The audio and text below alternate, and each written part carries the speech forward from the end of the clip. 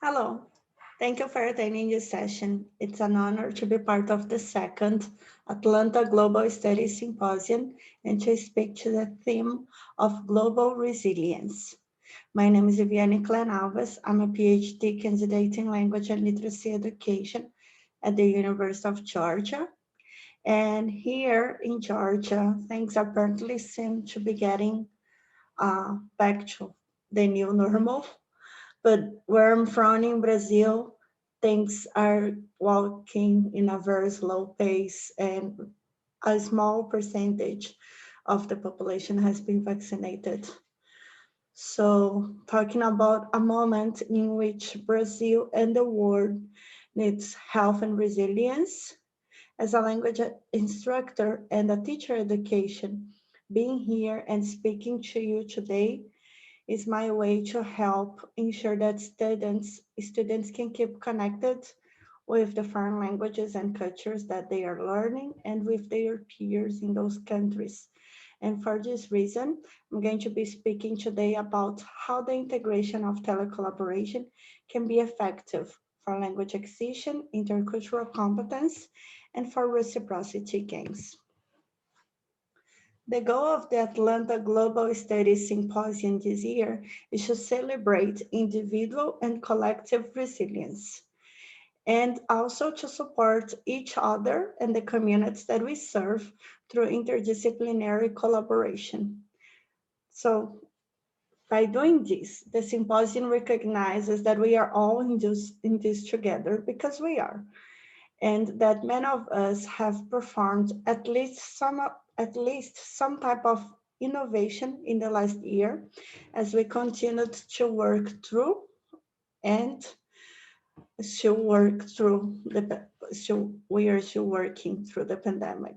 So my goal in this presentation is to share some results of my doctoral research and encourage the planned integration of the telecollaboration in the foreign language classroom. So to achieve this goal, I'm going to present a model of telecollaboration entitled Teletandem, and then I'll share some examples from my own research that show language gain, intercultural competence, and reciprocity. I'll also be happy to meet with you and talk, answer questions, and think about ways to implement telecollaboration in your own context, university or school, or the context that are working in.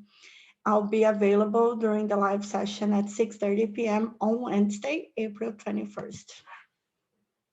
So first, what is Teletandem? Teletandem Brazil Foreign Languages for All was born in 2006 with the motto of I help you learn my language and you help me learn yours. Teletandem relies on three principles that include separation of languages, that is, each person talks for 30 minutes in one language, 30 minutes in another, half of the time in one language, half of the time on the other. Autonomy, so the students set goals for themselves and work to achieve those goals. And reciprocity, meaning that you're helping me and I'm helping you. So you can learn more about Teletandem, the Teletandem project, and all that it entails visiting their website, teletandembrasil.org.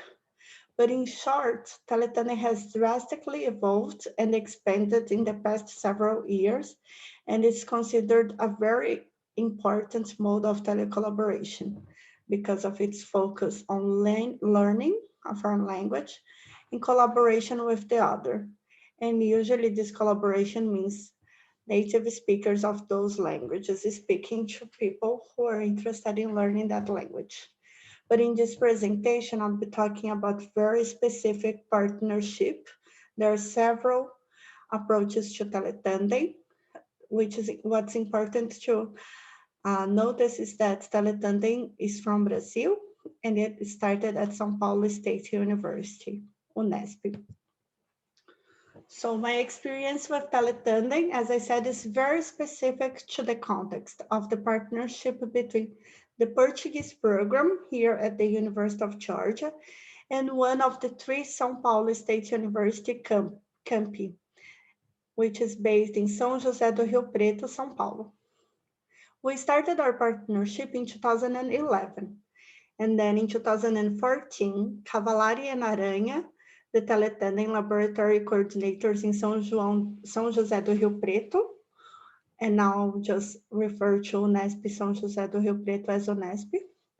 They published a paper in which they not only talked about Teletandem as a context to teach and learn foreign languages, but discussed 3 types of Teletandem using educational contexts.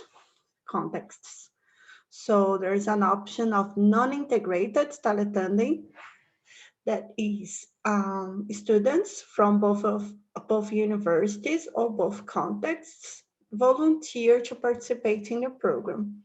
And then in this option, as volunteers, they negotiate what they want to work in, what day, what time, and for how many weeks, for the duration that they choose. Then we have an option in which the 2 programs integrate Teletandem into their language classroom. And then in this model, the Teletandem tasks are required and they have a grade attached to them. And then the third option is when one of the partners is able to integrate Teletandem into their classroom, while the other partner is not able to integrate it. So it's semi-integrated, and then the other partner select volunteers that are going to participate in the exchange. Here at UGA, the Teletandem practice is always integrated to one intermediate level course and one advanced level course. At Unesp, however, it can be integrated and it can be semi-integrated. So this decision is going to happen based on the number of students, the time in which the course is scheduled, and also the proficiency level of the students. So that's going to help Unesp make the decision to select volunteers or to integrate our partnership with one of their classes.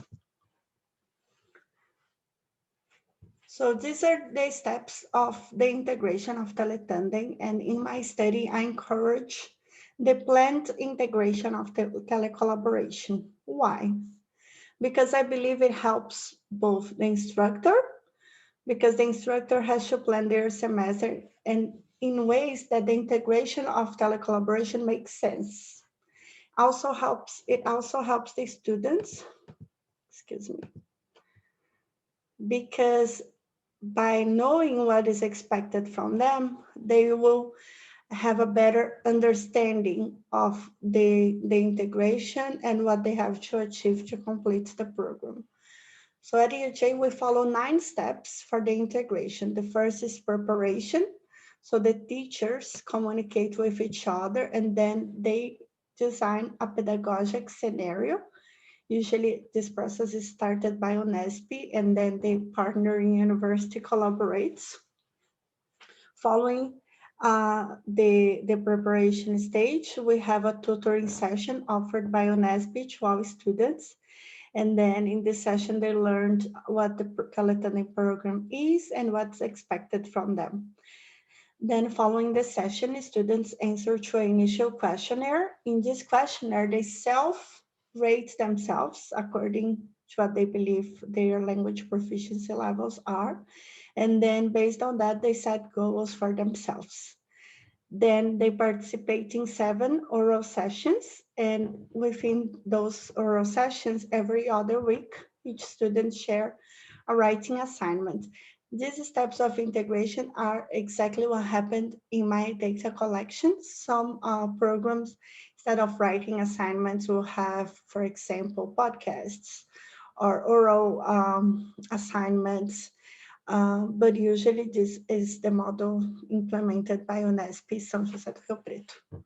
So they have these 3 writing assignments, 3 in one side and 3 in the other side. So my students working with themes that I cite on, and then Unesp students working on their writing assignments. And they also have learning logs, which are a type of reflexive journal that they should respond to after each interaction. And then during the oral sessions, they also provide oral feedback and they provide written feedback in the writing assignments of their peers. Here at UJ, we have a mid-semester evaluation in which the students talk about what is working, what is not working, and what can be improved. And then they answer to UNESP's final questionnaire, in which they also talk about their experience with Teletandem and if they believe they have reached the goals that they set for themselves. So in this example of the integration, you can see the fall 2018, the semester that I collected the data. And you can see both groups were in the intermediate level, but at UJ they were registered in the course, while at UNESP they were volunteers. The main differences for being volunteers is, for example, in the assignments.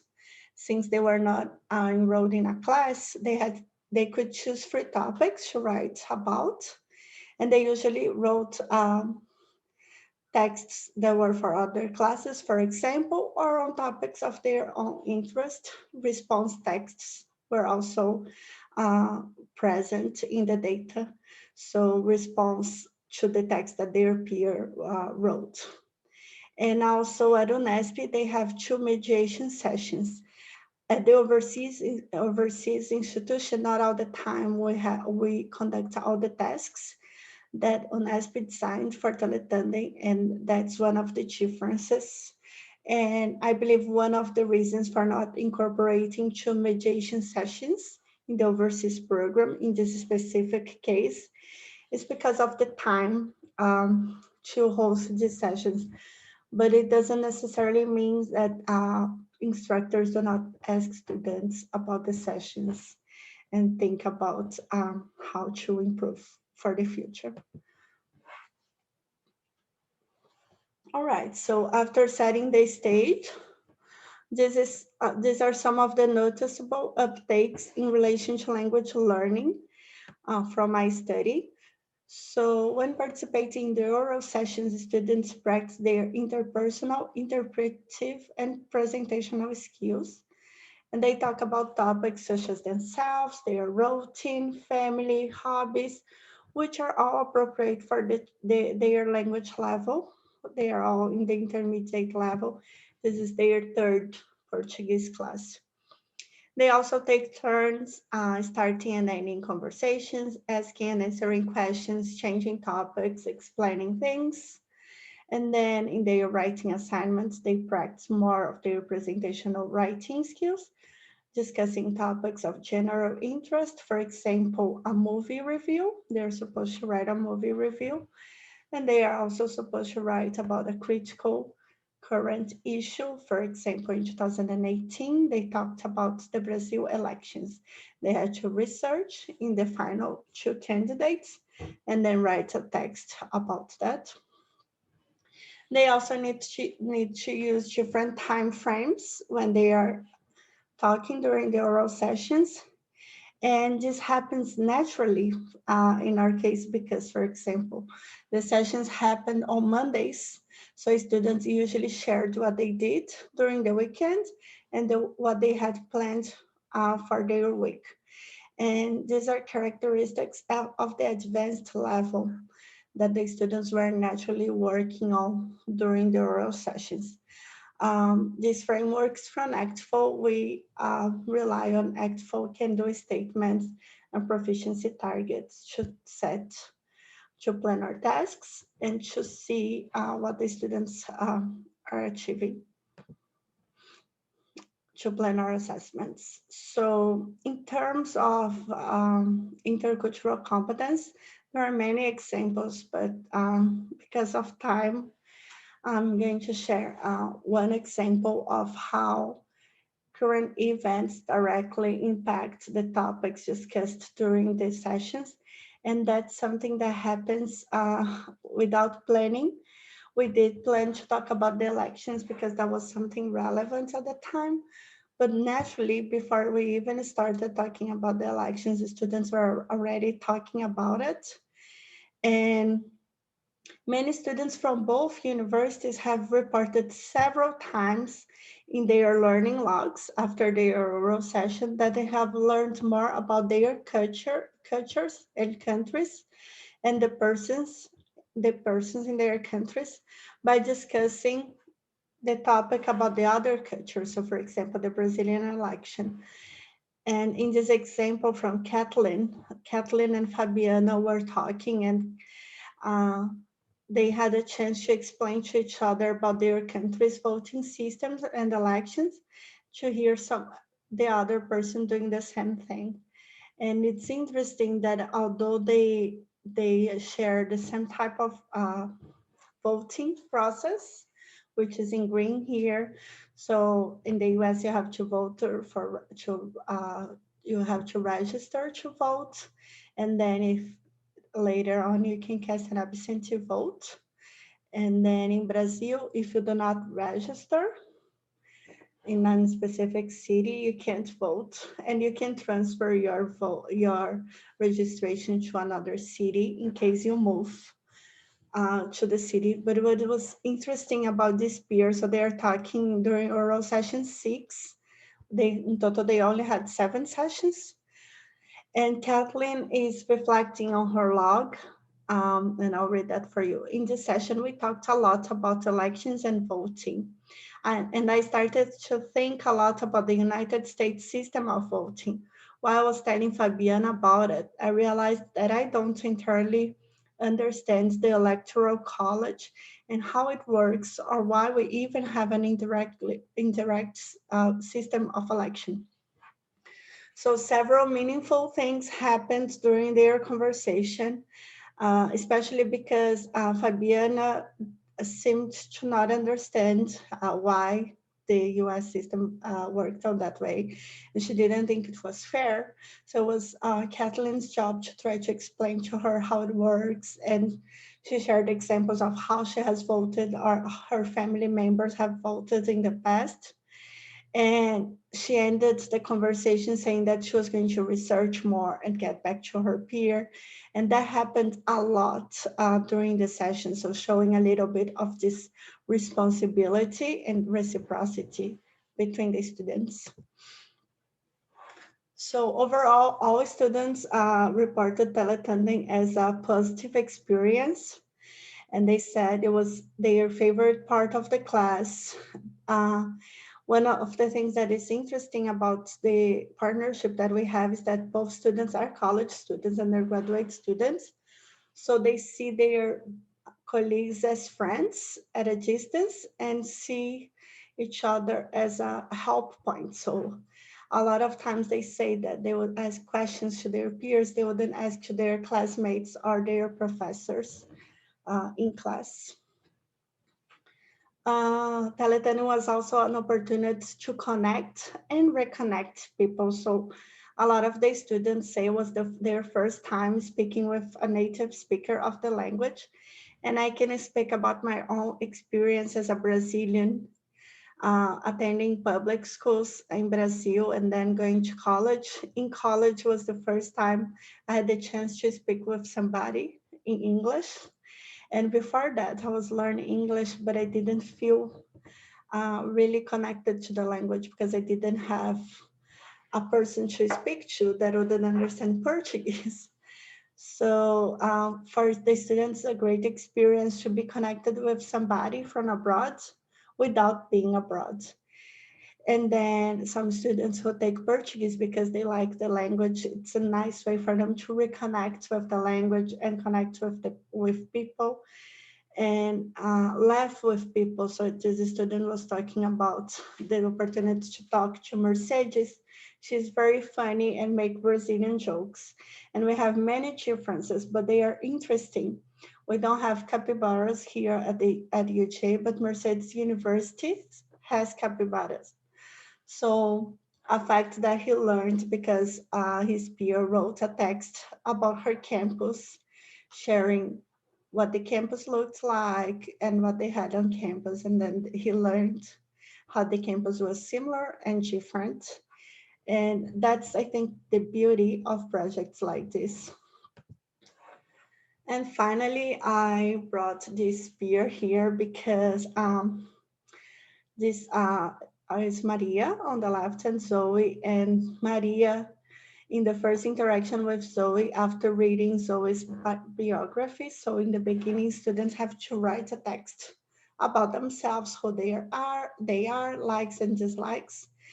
And Maria started the session saying, I want to learn more than language. I want to learn with you, because she saw her peer have so much um, baggage, so much to share by being somebody who traveled, who speaks several languages, and she was interested in learning more with that person. And that's also the feeling of other students like Sebastian, who see Portuguese as a necessity for their work, but also to talk to the world.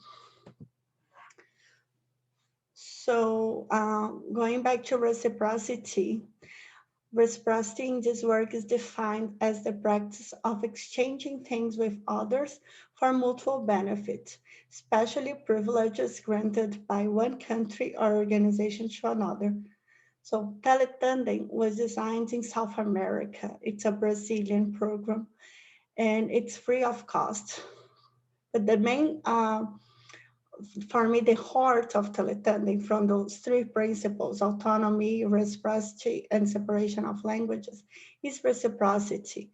Because in a moment in which technology enables the existence of several programs or practices, we need, as teachers, to be focused on sustaining practices from people to people. So I brought here first an excerpt from the literature from Haskell et al. In 2016. So they conducted data analysis on several peers participating in Teletandem, and they learned that the power relationship and students' personalities played a role in their participation in Teletandem. And they recommend that we work with the students and help them by teaching them the reciprocity component. So by working with them and helping them having their personal goals. So for example, here, Kathleen says, I sincerely feel that it helped my Portuguese in some ways that I now know how to speak more informally so as not to speak like a gringa. So she talks about improving her proficiency and reducing her sounding like a gringa, let's say. But we want students to go beyond thinking about achieving their goals, which is important and great, but moving to being responsible and responsive to their peers' needs. So, for example, she also said, I also enjoyed talking about the United States and helping her peer, with English. It was interesting to hear her questions about our culture and to be able to confirm and deny it. So, although it's only a window to that culture, it is important that the peers, they play this role of helping one another and supporting one another. So I'd like to close this session with the words of a high school student in Brazil, Mariane, who participated in Teletandem in 2017. The conditions in which she participated in Teletandem back then were really harsh. Her professor had to borrow laptops and computers. The school didn't have enough computers for everybody. I was working at technical college and we had that partnership. But even though it was only one chance for her to participate in Teletandem, she believes that programs like this help benefit students by pairing them with others. And she also said that it is the new way for you to learn a language, and more importantly, is a way for you to learn a language and have access to the languages when you cannot go abroad. So if we hire programs that will benefit our students by pairing them with teachers of the languages that they are learning across the globe, but we forget our role in mitigating inequalities. We will not be doing a service for our students, and we will not be doing a service for other people in the world. So the symposium calls to individually and collectively support each other and to support our communities. I believe that we have to do that by improving and expanding what we have so that more language learners across the globe can experience virtual exchange. So I thank you for your time, and I leave here some references on Teletandem as well as some references on virtual exchange, and I'll be happy to talk to you on Wednesday, April 21st. Thank you.